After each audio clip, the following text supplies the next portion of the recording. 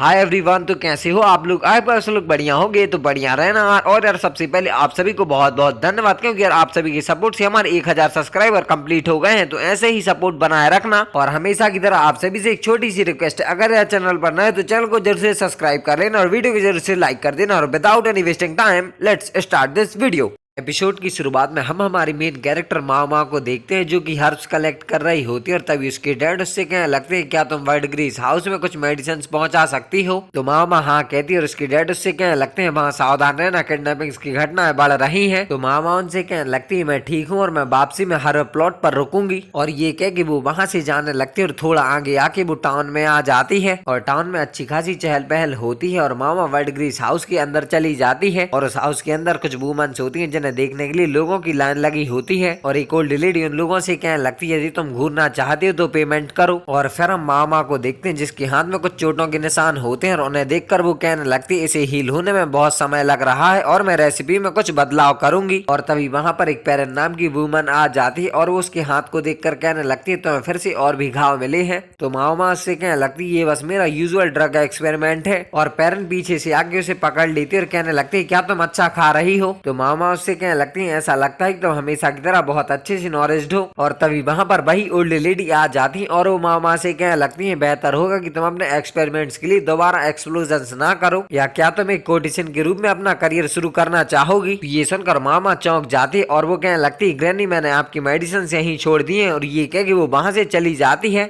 और उसकी आवाज सुन के वहां पर दो वुमेन्स आके कहती है, मामा कहाँ है? तो पेरेंट उन्हें बताती है कि वो चली गई। और मामा कहती हुई जा रही होती है, वो चतुर ओल्ड है, हमेशा मुझे कोटिशन बनाने की कोशिश करती रहती है। और फिर वो अपने हर्ब प्लॉट पर आ जाती है और वहाँ पर बहुत सारी हर्ब्स लगी होती हैं, जिन्हें देखकर मामा खुश हो जाती है और उन्हें कलेक्ट करने लगती है। लेकिन तभी वहाँ पर 3 किडनैपर्स आ जाते हैं और उसे किडनैप कर लेते हैं और वो उसे एक बॉक्स में रख के कहीं ले जाते हैं। और मामा कह रही होती है, डैड सचमुच चिंतित होंगे। और फिर रात में हम प्रिंसेस लिवा को देखते हैं, जो कि बर्थ दे रही होती है और उन्हें एक लड़का पैदा होता है। और ये बात एक मेड दूसरी प्रिंसेस को बता देती है। और फिर 3 महीने बाद हम मामा को देखते हैं, जो कि कह रही होती है, क्या डैड ठीक से खाना खा रहे होंगे? और मुझे यकीन नहीं है कि मुझे बेच दिया गया था या फिरौती मांगी गई थी। लेकिन दुख की बात यह है कि पहले ही 3 महीने हो चुके हैं और पैलेस और ब्रोथल्स वास्तव में एक जैसे हैं। और अगर मेरे पास कोई चॉइस होती तो मुझे पीछे के पैलेस से कभी कोई लेना देना नहीं होता। लेकिन अब जब मैं यहाँ हूँ तो मैं क्या कर सकती हूँ? और पिछली पैलेस उन वुमेन्स का गार्डन है जो एम्परर के बच्चों को जन्म देने वाली है। और किसी भी मैन को यहाँ प्रवेश करने की अनुमति नहीं है। यहाँ केवल एम्परर और उसके रिश्तेदार ही प्रवेश कर सकते हैं। और लड़कियों की सेवा करना हम पर खर्च होता है और किसी भी समय हमारी जान जा सकती है। और ये कह के वो कपड़े लेके आगे की तरफ जा रही होती है और तभी एक लड़की आके उससे कहने लगती है, क्या तुम जानती हो ये प्लेट किस कमरे के लिए है? तो मामा उसे कमरा बता देती है और इसके लिए वो लड़की उसे थैंक यू कहती है और वहां से चली जाती है। और मामा हमें बताती है, कई सर्वेंट्स अनपढ़ हैं और पीछे के पैलेस में काम करने के लिए उन्हें शिष्टाचार की मिनिमम जरूरी बातें सिखाई जाती हैं। लेकिन पढ़ना और लिखना एक बिल्कुल अलग कहानी है। और साक्षर होने के कारण मुझे जो पेमेंट मिलती वो मेरे किडनैपर्स द्वारा हड़प ली जाती। और जैसा कि कहा गया है कि हमारी जैसी सर्वेंट्स भी लो रैंकिंग की कॉन्क्यूबाइंस बन सकती हैं, पर मेरी स्किन और हड्डियों की लुक को देखती हुई ये मुझ पर लागू नहीं होता है। और वो उन कपड़ों के घर के सामने आके रख देती है और कहने लगती है, मुझे बस कड़ी मेहनत करनी है, मैं 2 साल में बाहर हो जाऊंगी। और फिर हम देखते हैं मामा कपड़े धो रही होती है और वही लड़की उससे कहने लगती है, मैंने सुना है कि सेंट्रल एरिया में सुपर ब्यूटीफुल यूनिक रहता है और हर कोई इसके बारे में बात कर रहा है। और अगर वो इतना हैंडसम है तो मैं उसकी एक झलक पाना चाहूंगी। लेकिन मामा को इन सब बातों से बिल्कुल भी फर्क नहीं पड़ता है। और फिर रात में हम प्रिंसेस लिवा और एक बच्चे को देखते हैं और एक डॉक्टर किसी चीज के लिए उन्हें मना कर रहा होता है। और वहाँ पर 2 बंदे और होते हैं जो कि वहाँ से बाहर आ जाते हैं और उन्हें मामा गेट पर खड़ी हुई दिखती है। और फिर हम दूसरी प्रिंसेस को देखते हैं जो कि अपने बच्चे को गोद में लिए होती हैं और जिनसे उनसे कहने लगता है, मुझे माफ करना, डॉक्टर प्रिंस की देखभाल में बिजी है। और फिर अगले दिन हम देखते हैं मामा खाना खा रही होती है और वही लड़की उससे कहने लगती है, क्या ये सचमुच कर्ज है?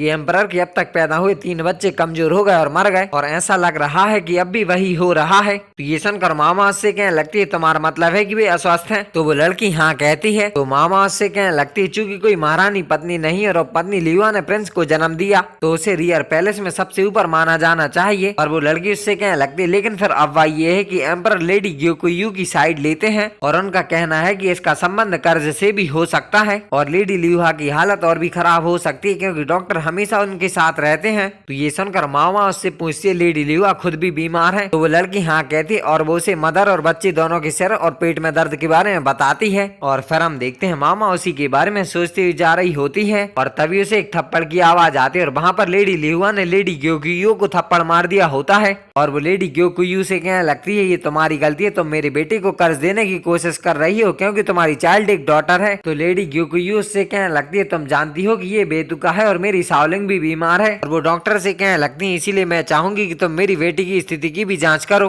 तो वो डॉक्टर हाँ कहता है और ये सब कुछ मामा भी देख रही होती है और वो उस डॉक्टर को देख के अपने मन में कहने लगती है कैसा बेवकूफ डॉक्टर है, या शायद वो सचमुच नहीं जानता कि बच्चों का मरना, सिर दर्द, पेट दर्द और सबसे बढ़कर लेडी लिहुआ कितनी थकी हुई लगती है। और जैसा कि मैंने सोचा था कि ये कोई कर्ज नहीं है, पर मुद्दा ये है कि मैं उन्हें कैसे बताऊं, काश मुझे लिखने के लिए कुछ मिल जाता। और ये कहते हुए मामा वहाँ से जा रही होती है और तभी जिंसी उसके पास से गुजरता है और वो उसे देखकर चौंक जाता है। और फिर हम देखते हैं लेडी लिहुआ को दीवार पर एक फूल रखा मिलता है जिसमें एक कपड़ा बंधा होता है, पर वो उसे वहाँ से अलग कर देती है। और फिर रात में हम लेडी लिहुआ को देखते हैं जो कि जमीन पर पड़ी होती है और रो रही होती है। और फिर हम मामा को देखते हैं जो कि कह रही होती है बात फैलने से पहले वह मुश्किल 1 महीना बीता था कि प्रिंस की मृत्यु हो गई। और फिर हम जिंसी के हाथ में बिल्कुल वैसा ही कपड़ा देखते हैं और उसमें कुछ लिखा होता है। और लेडी ग्योकुयू से बताते हैं कि जिस दिन मैं अपनी बेटी की जांच करवाने के लिए क्रिस्टल पवेलियन गई, मुझे ये खिड़की पर इस ब्रांच से बंधा हुआ मिला और उस कपड़े में लिखा होता है व्हाइट फेस पाउडर पॉइजन है, इसे बच्चे को छूने ना दें। और ये बात लेडी ग्योकुयू जिंसी को बताती है और कहने लगती है अज्ञानी होना वास्तव में पाप है। तो ये सुनकर जिंसी कहने लगता है ये मैसेज कौन भेज सकता है। और तभी उसे मामा की कही बात याद आती है कि काश मुझे लिखने के लिए कुछ मिल पाता। और ये याद करके वो उस कपड़े को उठा लेता है। और फिर हम देखते हैं वही लड़की मामा से कह रही होती है मैंने सुना है कि एम्परर अक्सर लेडी ग्योकुयू से मिलने आते हैं। तो ये सुनकर मामा से कहने लगती है लेडी लिहुआ के बारे में क्या, पर वो लड़की उससे कहने लगती है उसके बारे में कुछ नहीं सुना। और तभी वहाँ पर एक बंदा आके मामा से कहने लगता है तुम्हें तुरंत सर्विंग वुमेन्स के मैट्रिन को रिपोर्ट करना होगा। और वो लड़की मामा को बताती है कि तुम्हें बुलाया जा रहा है। और फिर हम एक हॉल में बहुत सारी सर्विंग गर्ल्स को देखते हैं और उनमें मामा भी शामिल होती है। और तभी वहाँ पर जिंसी आ जाता है और इसे देखकर सारी की सारी सर्विंग गर्ल्स उस पर फिदा हो जाती हैं। लेकिन मामा को इस सब से बिल्कुल ही फर्क नहीं पड़ता है और जिंसी उन सभी को बताता है कि मैं रियर पैलेस का मैनेजर जिंसी हूँ।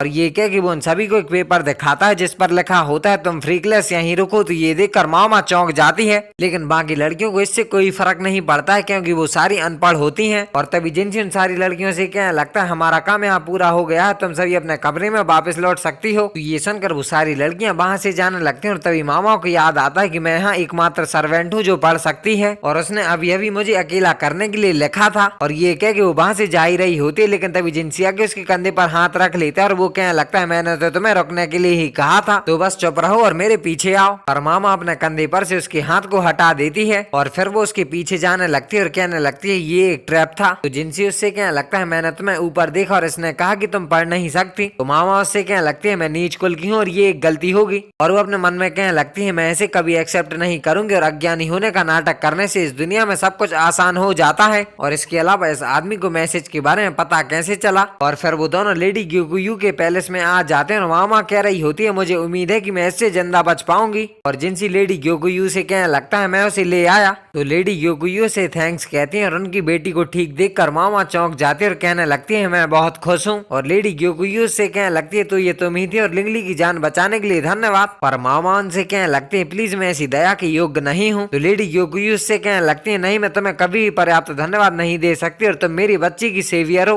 और मामा उनसे कहने लगती है आपको कोई गलत फहमी होगी। तो जिंसी से भाई कपड़ा दिखा के कहने लगता है क्या तुम जानती हो कि इस कपड़े का यूज सर्विंग गर्ल्स के कपड़ों में किया जाता है और क्या तुमने साथ स्कर्ट फाड़ दी। तो ये सुनकर मामा अपनी स्कर्ट पकड़ लेती और जिंसी उससे कहने लगता है अब तुम बताओगी कि तुमने वो फूल खिड़की पर क्यों रखा। तो मामा के पास कोई ऑप्शन नहीं बचता और वो उसे बताते क्योंकि मुझे पता चल गया कि उस दिन क्या गलत था और इसकी वजह मेकअप पाउडर था। और वहाँ बहुत सी कोटिशंस थी जो उन ब्रोथल्स में हाई एंड पाउडर का यूज करती थी जिनमें मैं पली बड़ी थी और उनमें से ज्यादातर को इसके द्वारा जहर दिया गया और उनकी जान चली गई और उन्होंने सुंदरता के बदले जीवन का व्यापार करने की कोशिश की और दोनों को खो दिया। और मैं एक कपौत कह रही थी इसीलिए मुझे जहर के बारे में कुछ बातें पता है और ये सब कुछ वो उन दोनों को बता रही होती है। और उसकी बातें सुनकर लेडी ग्योकुयू उस फेस पाउडर के बॉक्स को खोलती है और कहने लगती है इसका यूज बेबी नर्स द्वारा किया जाता था और ऐसा लग रहा था कि वो भी बीमार हो गई है, इसीलिए मैंने उसे छुट्टी दे दी और उसे उचित पेमेंट भी की और मुझे उन चीजों पर ज्यादा ध्यान देना चाहिए था जो मेरे बच्चे के मुंह में जाती हैं। तो ये सुनकर जिंसी कहने लगता है मैं भी दोषी हूँ, अगर मैंने पहले ही ध्यान दिया होता तो शायद मैं और ज्यादा लोगों की जान बचाने में सक्षम होता और प्रिंस की भी। और लेडी ग्योकुयू बताती है कि जब मैंने मैसेज देखा तो मैंने बन्नी लिहुआ को भी इसके बारे उन्हें बताया, लेकिन ऐसा लग रहा था जैसे मैंने जो कुछ भी कहा उससे उसे मुझ पर कम विश्वास हुआ। और तभी मामा उनसे कहने लगती है मैं आपके लिए क्या कर सकती हूँ। ये सुनकर वो दोनों खुश हो जाते हैं और लेडी ग्योकुयू उससे कहने लगती है आज से तुम मेरी लेडी इन वेटिंग बनोगी। तो ये सुनकर मामा चौंक जाते और नरेटर हमें बताती है कि कुछ चीजें हैं जिन्हें मामा रोक नहीं सकती। और इस प्रकार मामा और पत्नी ग्योकुयू की लेडी इन वेटिंग बन गई। और सीधे शब्दों में कहें तो ये एक बड़ा प्रमोशन था। और फिर हम कुछ सोल्जर्स को देखते हैं जो कि खाना खा रहे होते हैं और एकदम से उनमें से कुछ सोल्जर जमीन पर गिरने लगते हैं और ये देखकर एक बंदा कहने लगता है ये पॉइजन है। और ये एपिसोड यहीं पर खत्म हो जाता है। आई होप आप सभी को वीडियो पसंद आई होगी। तो मैं मिलता हूँ किसी अगले एपिसोड के साथ बहुत जल्द, तब तक ले बाय बाय।